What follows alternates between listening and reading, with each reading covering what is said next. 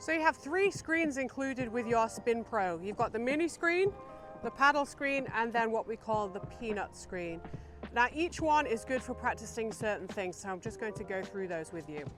So you can see that the peanut screen is the largest one, and what this is great for is practicing your spin, whether you're practicing top spin or you flipped it around and you're practicing slice. The reason for that is that your paddle is going to travel parallel up the back of the screen, and because it's a larger screen, obviously moving that paddle a further distance is going to help you learn to apply that spin. So this is the ideal one to use when you're learning that top spin or slice to begin with. So the paddle screen is great for practicing your contact point and your paddle angle. So you'll see that if I place my paddle here like I'm practicing a high top spin or roll volley, my paddle is at an angle, and the reason for that is if I'm striking the ball higher here, I'm not going to be holding it straight, so I'm not going to set that paddle in a straight line.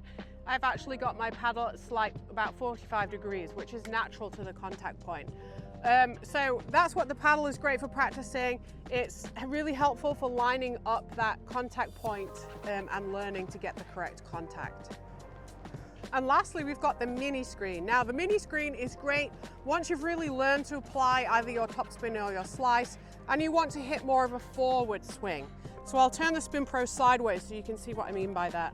So as you extend your paddle through, you can actually come forward either over the top of the ball or under the ball if I was slicing. And this is great. It makes it kind of a more realistic shot so you can practice your depth properly.